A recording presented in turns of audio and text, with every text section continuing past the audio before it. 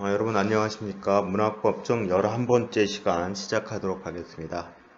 오늘은 보통 학교가 이렇게 개학을 해서 여러분들과 함께 교실에서 모의재판 대본을 가지고 역할극을 해보는 시간입니다. 그러나 현재 코로나19 때문에 원격 수업을 하고 있어서 선생님도 아쉬운데요. 그래서 오늘은 우리 교재 24쪽부터 모의재판 대본을 선생님이 간단히 좀 요약을 하고 여러분들이 모의재판 내용을 쭉 따라서 판결문을 간단하게 써보는 것으로 대신하도록 하겠습니다.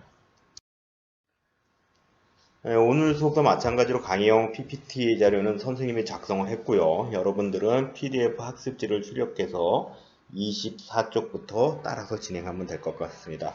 그리고 특히 28쪽에 판결문을 간단하게 적도록 되어 있어요. 이것까지 오늘 11번째 시간에 진행을 해볼게요.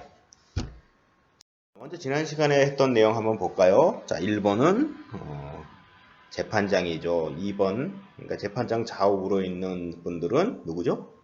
배석판사. 3번은 법정서기.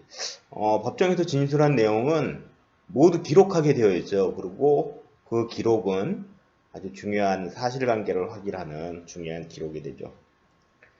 또 5번 피고인석 있는 곳에는 변호사가 함께하고 있고 4번은 검사겠죠. 특히 국민참여재판의 경우에는 왼쪽에 여러 사람이 12명이나 있네요. 배심원들이 참여하게 되어 있어요. 오늘 우리가 볼 내용도 국민참여재판에 배심원이 등장합니다. 자, 봅시다. 여기서도 특히 법조인의 자리 다 찾을 수 있죠. 재판을 공정하게 그리고 질서 있게 진행하며 주장과 변론을 사실에 근거해서 진행하는 자, 또 선고하는 자 1번입니다. 2번이라고 적은 친구들이 있는지 모르겠지만 재판장이 하는 겁니다. 자, 그리고 피고인이 부당하게 처벌받지 않도록 도우며 누구죠? 변호인. 피고인의 죄가 무죄임을 주장하는 것 변호인. 반면 피고인의 죄가 유죄임을 증명하는 건 검사.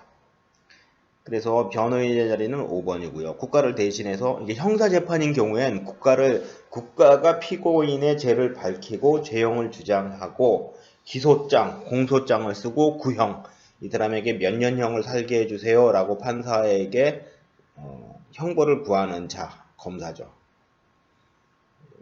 그리고 아래 거는 변호인 선생님이 또 한 번 더 적어놨어요. 불필요하게 잘못해서.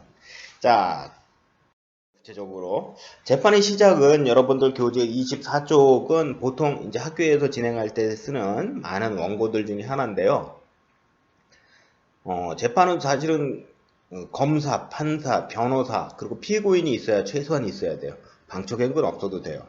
방청객을 공개를 할 수도 있고 공개하지 않을 수도 있고 그것도 누가 결정하죠? 재판장이 결정을 해요.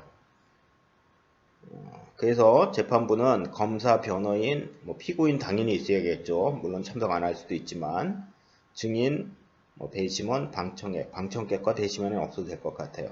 아래 보시면 배심원은 국민참여재판이라고 적어놨어요. 그러니까 국민참여재판인 경우에만 배심원이 있다라고 여러분들 알아도 큰 상식 중에 하나일 거예요. 법정 경위는 법정에서 시작과 끝을 알리고 또 법정 질서를 유지하는 공무원이에요. 재판부가 입장하겠습니다. 누가 등장할까요? 이때 법정 내에 모신 분들은 모두 법정 내에 계신 분들은 모두 자리에서 일어나셔요. 누가 들어올 때 이럴까요? 재판장이 들어올 때 그래요. 검사나 변호사가 들어올 땐 그렇게 하지 않아요. 그리고 재판장이 이야기를 하죠. 지금부터 사건 번호 2010 고합 1035 학교폭력 사건의 국민참여 재판을 시작하겠습니다. 여기 잘 보세요. 여러분들 맨 위에 선생님 배심원이라고 적어놨죠? 그 아래 국민참여 재판을 시작한다고 하죠? 국민참여 재판에는 누가 있다? 배심원이 있다. 자, 이제 볼까요? 인정신문을 합니다. 피고인 인정신문입니다. 사건이 2010 고압 103호의 피고인 홍길동 맞습니까? 아니, 그러니까 이렇게 죄를 지은 사람이 그 사람이 맞는지 안 맞는지를 먼저 재판장이 판단을 해요. 어느 학교, 몇 학년 몇 반인가요? 또 생년월일은요, 뭐 주소지는요? 이렇게 해서 그 사람이 맞는지 분명히 확인을 해야겠죠. 다른 피고인을 데려다가 다른 죄명을 씌워서 판결하면 안 되겠죠. 자, 봅시다. 이렇게 인정신문, 피고인 인정신문을 한 다음에 배심원이 들어옵니다. 국민참여재판이니까 배심원들도 배심원은 중요한 특징이 있어요. 여러분들. 그 사건과 직접 간접적으로 관계가 있으면 될까요? 안 될까요? 배심원이. 만약에 누구한테 맞은 사람, 피해자하고 아는 사람을 배심원으로 모실 수 있을까 없을까요? 없어요. 배심원은 사건 관계인이 아니어야 된다라는 조건이 있어요. 그래야 양심에 따라 할 거 아니에요? 내 친구가 맞았어. 근데 내가 배심원이야. 그럼 난 어떡하죠? 내 마음속에 저 때린 사람 가만히 안 둘래. 이건 배심원이 공정하지 않을 거예요. 그리고 배심원은 선서를 해요. 본 재판에 있어 사실을 정당하게 판단할 것. 이건 뭐예요? 자신의 개인적인 이해관계, 편견, 개인적인 친분 이런 걸 떠나서 그리고 법정이 지정하는 법과 증거에 의해서 진실한 판결을 내릴 것을 엄숙히 선서합니다. 왜냐하면 한 사람의 죄를 밝히는 건 상당히 중요하고 자칫 잘못 판단하게 되면 이건 뭐 법정에서 더 나쁜 죄를 짓는 거잖아요. 그래서 진실한 편견을 내릴 것을 엄숙히 선서하는 배심원이 입정, 재판에 들어오는 걸 입장이라고 하고요. 난 이렇게 하겠다 약속하는 것을 법정에서 하는 걸 선서라고 하죠. 다음엔 3단계 이제 재판 청구 이유, 즉 공소 이유, 공소장이 뭐죠? 검사가 A라는 사람이 이러이러한 죄를 지었어요. 그러니까 벌 주세요. 라는 걸 요약한 걸 공소장 또는 기소장이라고 해요. 재판이 딱 시작되면 재판장이 먼저 그래요. 재판장이 검사는 먼저 피고인에 대한 재판을 왜 청구했는지 청구 이유를 밝혀주세요. 청구는 재판을 해주세요 라고 공식적으로 제기하는 거, 시작하는 거고요. 왜 해야 되는지 사건의 개요. 피고인, 즉 죄 지은 사람이 어떤 죄를 지었는지를 이야기를 해야 돼요. 검사가 쭉 일어서서 쭉 이야기를 합니다. 홍길동이라는 피고인이 언제, 그죠? 2010년 3월 24일 언제 오후 3시 30분 구체적이어야 돼요. 이렇게 어디서 학교 밖에서 누구랑 나일진과 발과 주먹으로 때리는 등 폭력을 가했고 이 사람이 한 행위 나일진이 가지고 있던 첫 번째 때렸대요. 폭력을 했죠. 게임기와 mp3를 뺏었죠. 또 학교 폭력 예방 및 대책에 대한 법률 조항을 폭행으로 기고가 아니라 기소하는 바입니다. 잘못됐네요. 중간에 기고하는 바가 아니라 기소입니다. 자, 이렇게 검사가 이러이러한 죄를 홍길동이 지었습니다. 그러면 재판장은 검사가 죄를 밝힌 이것이 죄라고 밝힌 공소 사실에 대해 피고인은 직접 의견이 있습니까? 그럼 이제 변호인이나 피고인이 이야기를 해요. 저는 저는 홍길동이 나일진을 때린 적이 있는데 친구들을 괴롭혀서 혼내주려고 한 목적이었지. 나일진한테 빼앗은 물건은 내가 갖고자 하는 게 아니라 다른 친구들에게 빼앗은 것으로 다른 친구들에게 돌려주기 위한 것입니다. 그러니까 저는 사실은 이제 자기가 진술대로 한 거죠. 자기가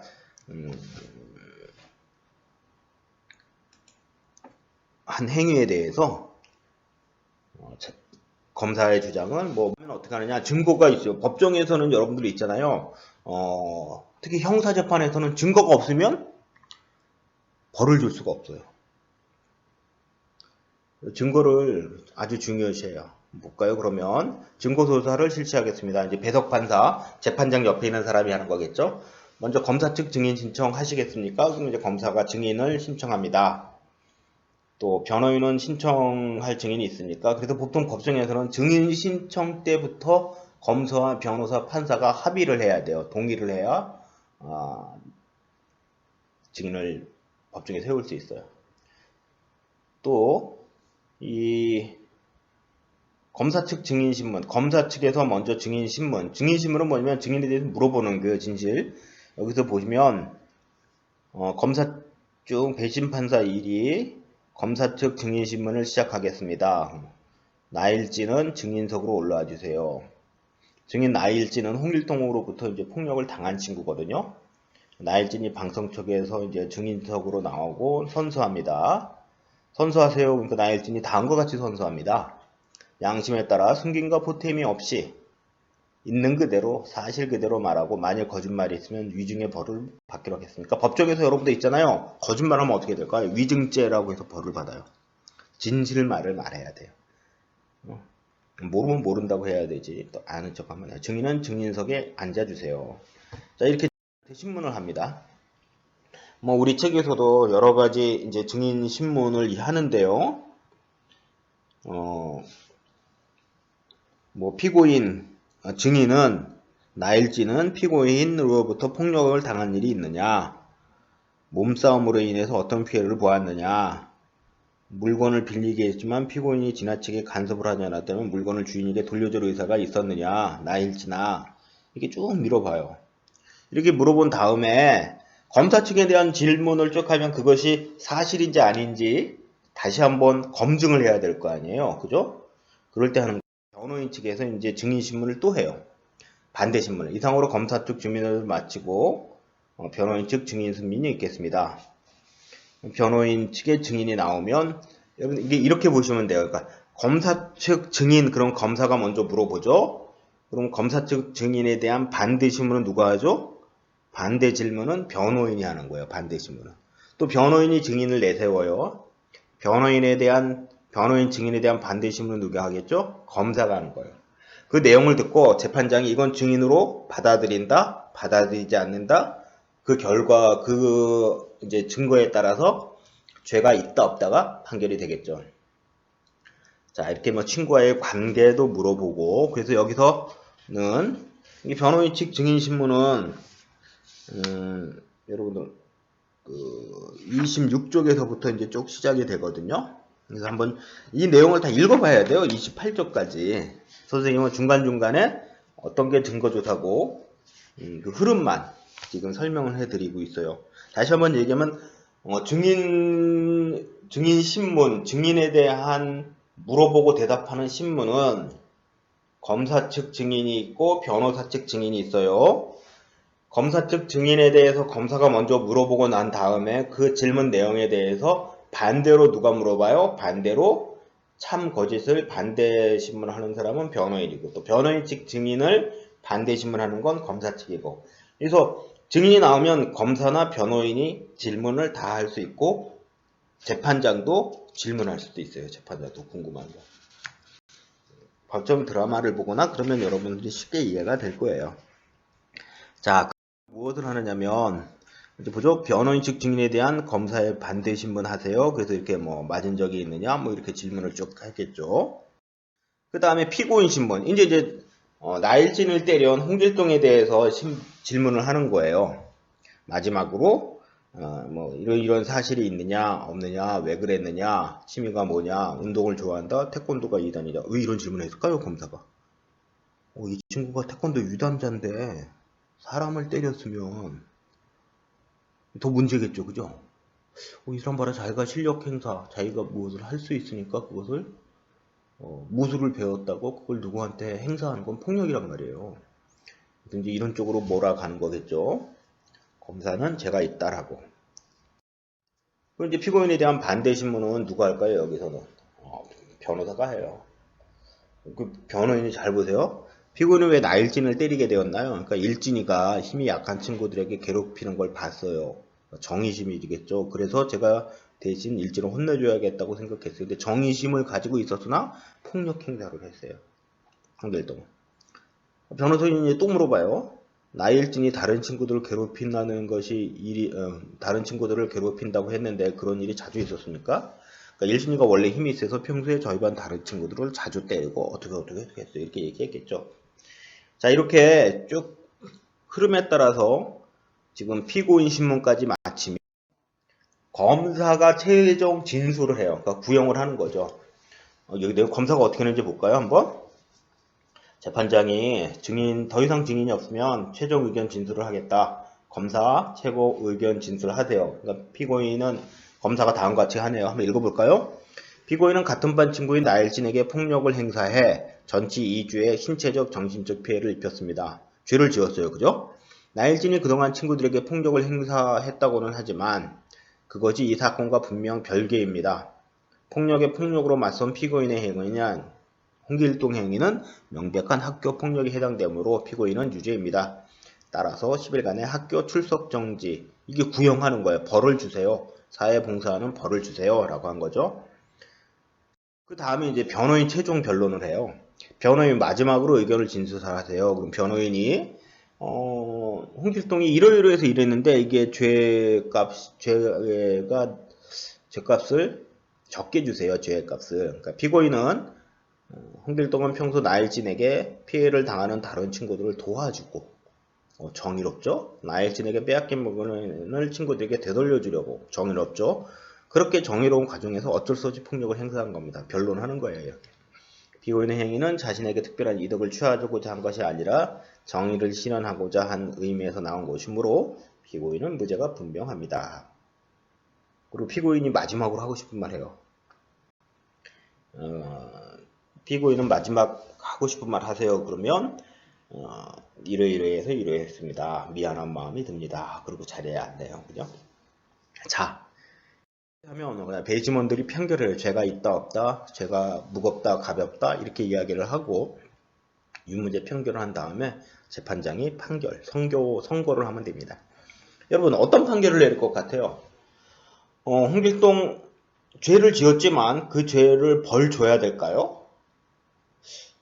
벌 안 줘도 될까요? 두 가지 생각해 볼 수 있죠. 그 생각을 여러분들 우리 교과서 8쪽에 적어보세요. 판결 내용은 이렇고 그 이유는 이렇다. 다음 시간에 선생님이 이 부분부터 다시 한번 수업을 정리하고 다음 시간 이제 구체적으로 법정 만드는 걸 들어가 보도록 할 거예요.